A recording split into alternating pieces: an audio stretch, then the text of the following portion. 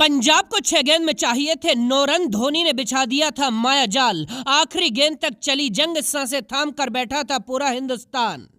धोनी के लिए कुर्बान कर दिया अपना शतक। ड्वेन कॉनवे ने लिखा नया इतिहास। 2 गेंदों में 2 छक्के जड़कर धोनी ने बनाए महा रिकॉर्ड। 200 के टारगेट पर हुआ भयंकर ड्रामा। सांसें रोक देने वाले मैच में मचा हंगामा।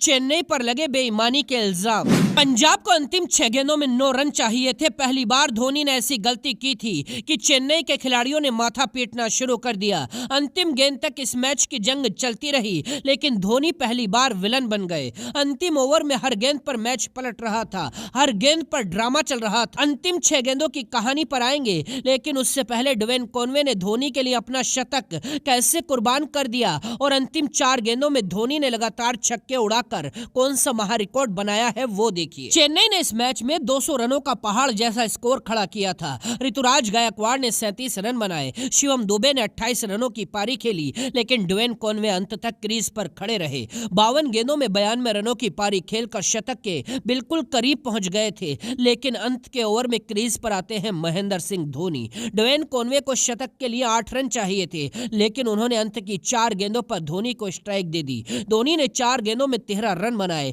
और अंत की 2 गेंदों में लगातार 2 गगनचुंबी छक्के उड़ाकर पूरा माहौल पलट दिया। धोनी आईपीएल के आखिरी ओवर में सबसे ज्यादा छक्के मारने वाले पहले बल्लेबाज बन गए। धोनी ने अब तक अंतिम ओवर में 200 छक्के मारे हैं। अब 200 के टारगेट का पीछा करने के लिए उतरी पंजाब। शुरुआत से ही चेन्नई पर भारी पड़ गई थी। पंजाब के ओपनर प्रभसिमरन और शिखर धवन दोनों ने ताबड़तोड़ रन बरसाने शुरू कर दिए। प्रभसिमरन ने 34 गेंदों में 42 रन बनाए और शिखर धवन ने 28 गेंदों की पारी खेली। इसके बाद लिवाम लिविंगस्टोन का तूफान आता है। 24 गेंदों में 4 छक्कों के दम पर उन्होंने 40 रन बना दिए। सैम करन भी 29 रनों की पारी खेलकर मैच को टक्कर पर ले आए। अब मैच की कहानी अंतिम ओवर में पहुंच चुकी थी।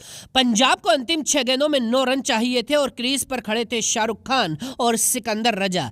धोनी ने अपने सबसे भरोसेमंद गेंदबाज लिटिल मलिंगा यानी मथीशा पथिराना को गेंद थमा दी थी। पहली गेंद पर सिकंदर रजा 1 रन ले लेते हैं, दूसरी गेंद पर शाहरुख खान भी 1 रन ले लेते हैं। अब 4 गेंदों में 7 रन चाहिए थे। पथिराना की तीसरी गेंद सिकंदर रजा पर खाली निकल जाती है। चौथी गेंद पर सिकंदर रजा भागकर 2 रन लेते हैं। अब 2 गेंदों में पंजाब को 4 रन चाहिए थे।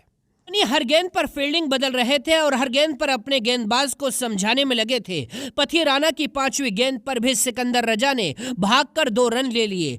अब पंजाब को अंतिम गेंद में 3 रनों की जरूरत थी। धोनी ने लेग साइड में बाउंड्री पर खड़े अपने फील्डर को घेरे के अंदर बुला लिया था। ये धोनी की वो गलती थी जो अभी तक उन्हें चुभ रही होगी। अंतिम गेंद पर सिकंदर रजा ने लेग साइड के घेरे के अंदर खड़े जडेजा के ऊपर से शॉट खेल दिया और भागकर पूरे 3 रन ले लिए। गेंद वहीं गई जहां से धोनी ने अपने फील्डर को अंदर बुलाया था और चेन्नई जीता हुआ मैच हार गई। मैदान में सन्नाटा पसरा हुआ था, लेकिन धोनी छोटे से देश जिम्बाब्वे से भारत में आकर मैच जिता रहे सिकंदर रजा की पीठ थपथपाने लगे। जितेश शर्मा की कैच पर भी जमकर बवाल हुआ।